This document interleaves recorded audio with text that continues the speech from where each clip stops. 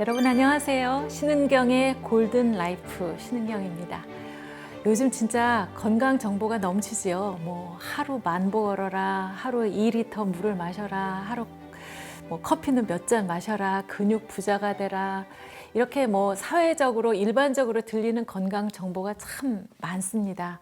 물론 다 일리는 있지만 모든 사람들에게 똑같이 적용되는 것은 아니라고 생각이 돼요.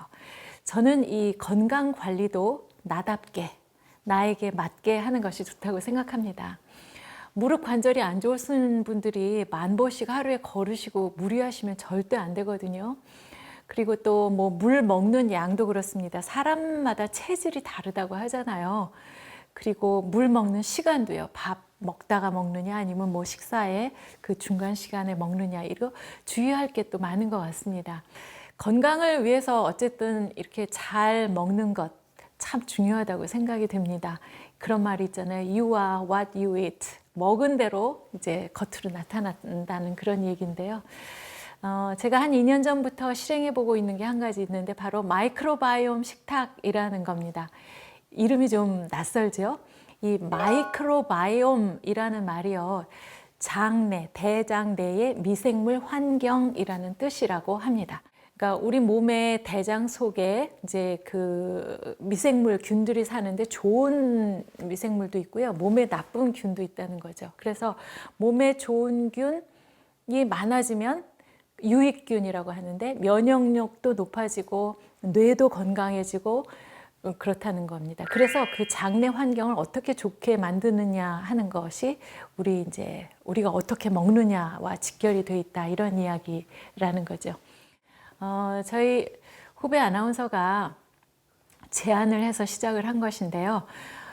이 몸의 건강에 장 건강이 아주 중요한 연결점이 된다는 사실을 이제 알고, 장이 건강하면은 온몸이 건강해질 수 있다는 거를 이제 생각하고 뭘 먹는 건데요. 그러니까 우리가 입에 맞아서 맛있게 먹는 것도 중요하지만 장내 미생물이 먹을 수 있는 것을 잘 줘서 그 좋은 미생물이 잘 살 수 있도록 환경을 만들어 준다는 거죠. 그래서 적어도 하루에 한 끼 정도도 이 장내 미생물, 저희는 그 장미 그냥 그렇게 말하기도 하는데요. 이제 이렇게 접시를 꾸밉니다. 그러니까 반반 접시라고 그래요.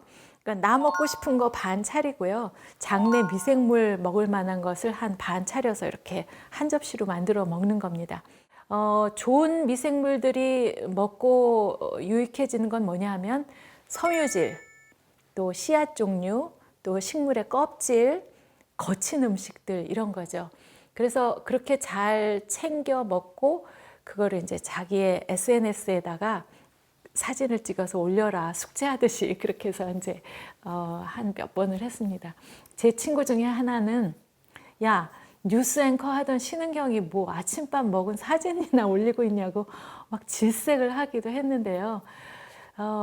왜 이런 거를 해야 하냐 하면 굉장히 중요하기 때문이죠. 그 밀가루 같은 걸로 만든 빵이나 국수, 또 정제된 흰밥 같은 거, 이런 거는요 단순 전분이라고 그러거든요. 그래서 우리가 입으로 먹으면 굉장히 빨리 분해가 됩니다. 그래서 대장까지 내려갈 새가 없어요. 모두 그냥 그 위하고 소장에서 막 다 소화가 되고 없거든요. 그러니까 대장 내에 살고 있는 세균은 어떻게 되겠어요? 쫄쫄 굶게 되는 거죠. 미생물이 굶으면 어떻게 되죠? 먹을 게 없으니까, 죄송합니다만, 그 장의 점막을 갉아먹는답니다. 그러면 그 장 점막에 틈이 생길 거 아니에요? 장 누수가 되죠, 미세하게. 그러면 그 자리에 나쁜 미생물이 늘어나고 염증에 취약한 몸이 된다는 거예요. 병이 생기는 거예요, 온몸에. 그래서 유익균에게 좋은 음식을 얼마나 먹어야 되느냐 하면은 일주일에 30가지 이상 다양한 종류를 섭취를 해야 한다고 합니다. 왜 이렇게 많이 먹어야 돼요? 왜냐하면 그 미생물이 자그마치 숫자가 38조 가지가 있대요. 그러니까 쉽게 생각하시기에 형제가 여럿이니까 각자 좋아하는 걸로 골고루 준비하고 먹여줘야 되는데, 이렇게 생각하시면 됩니다. 그리고 이제는 뭐 아이가 다 크고 나니까 요리하기가 그렇게 신나지도 않습니다만은 오랜만에 이렇게 마이크로바이옴 식탁을 차리느라고 요즘 재미가 있습니다. 한 접시에다가 색색까지 야채, 과일, 견과류 이런 거를 막 늘어놓고 사진 찍는 거 이런 게 즐거운 일상이 됐고요. 또 식당에서 밥을 사 먹을 때도 이제 반찬으로 나오는 나물이나 샐러드, 뭐 콩 종류 이런 거 보면은 먼저 손이 갑니다.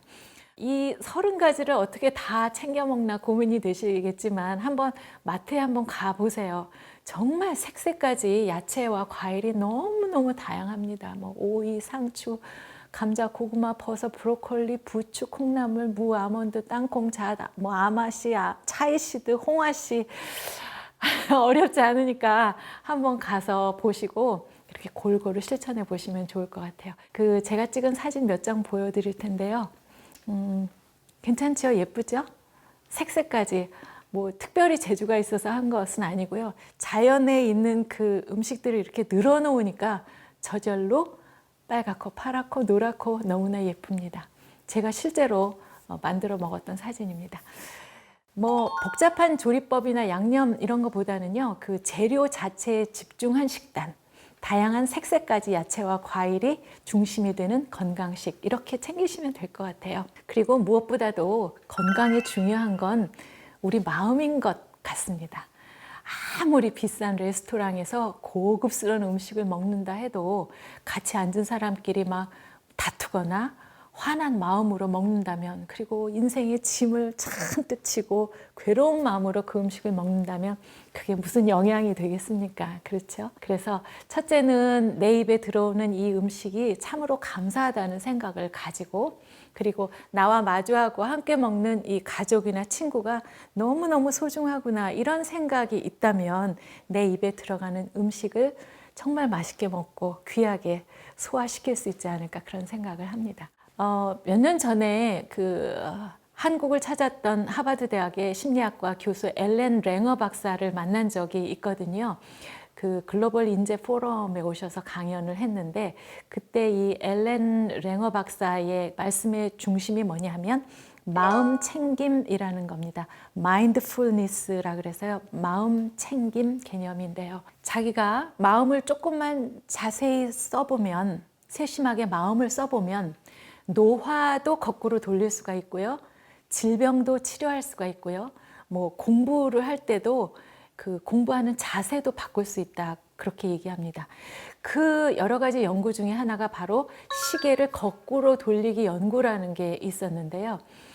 이게 실험을 할 때는 1979년이었었어요.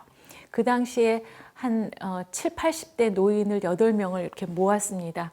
그래서 이분들이 그 시간의 흐름을 느낄 수 없는 그런 장소를 정해서 그곳에서 생활하게 하는 거죠. 그러니까 79년의 조사인데 20년 전 1959년의 상황으로 일주일 동안 지나게 합니다. 그러니까 말하자면 그때 유행했던 뭐 잡지도 늘어놓고 TV 프로그램도 그때 나오는 거, 또 영화도 뭐 배너, 뭐 북북서로 진로를 돌려라 뭐 이런 그런 영화, 그때 옛날에 보던 영화를 막 틀어주고요.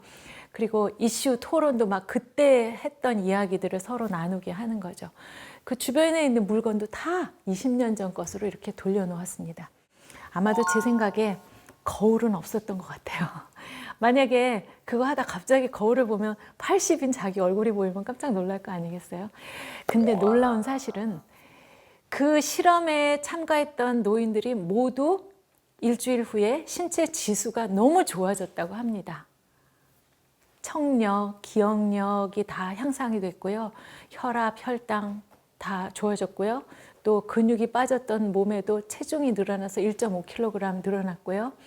뭐 관절이 유연해지고 손에 쥐는 힘도 막 커지고요.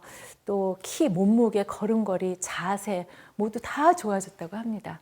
처음에는 그 장소에 도착할 때 이제 자녀들이 모시고 왔대요. 그래서 혼자서는 그 무거운 가방도 못 들어가지고 이제 자녀들 손을 잡고 억지로 오고, 막 가방에 있는 것도 들 수 없으니까, 전체를 다 들 수 없으니까 겨우 하나씩 이렇게 움직였던 그분들이 이 실험이 다 끝나고 나니까 막 너무 활동도 활발해지고 젊어지고 실제로 그래서 막 가방도 씩씩하게 혼자 들고 갔다 그런 연구 결과를 봤습니다. 엘렌 랭어 박사는 여기에서 마인드셋 혹은 그 맥락 이런 단어를 사용했는데요. 쉽게 말하면 생각하기 나름이라는 거죠. 마음먹기 나름이다 그런 겁니다. 이 노화라는 것을 긍정적으로 보는 사람은 그렇지 않은 사람, 그러니까 노화가 부정적이다, 늙어간다, 이제 뭐 병든다 이렇게 생각하는 부정적인 사람보다 평균 7년 반을 더 산다고 합니다. 놀랍죠? 그리고 늦은 나이에 어린 자녀를 둔 사람도요, 젊게 오래 산다고 하네요. 이것도 다 그런 맥락에서 수긍이 가는 이야기라고 합니다. 그러니까 요즘 뭐 결혼 늦게 하시는 분들 너무 걱정하시지 마십시오. 늦은 나이에 결혼해서 늦게 아기가 생겨도 또 오래 살고 젊게 살 수 있으니까요. 그래서요, 이제 우리가 너무 나이 들어가는 거 생각하지 않으셨으면 좋겠어요. 잠깐 잊으시는 것도 좋다고 생각합니다. 돈이든 건강이든 인생 철학이든 하루아침에 맘먹고 달라지기는 쉽지가 않습니다. 또 나이 들수록 작은 것 하나도 바꾸기가 어려운 건 사실이잖아요. 나이 들수록 계속 성장해 나가기 위해서는 조금씩 노력을 해야 합니다. 인생 후반전을 승리로 이끌 수 있는 방법, 바로 멋진 당신을 위한 하프타임 이후의 후반전 인생 잘 챙기시는 것입니다. 그것이 바로 골든 라이프의 시작이 아닐까 합니다. 젊음보다 더 빛날 특별한 당신의 내일을 응원합니다. 지금까지 신은경이었습니다.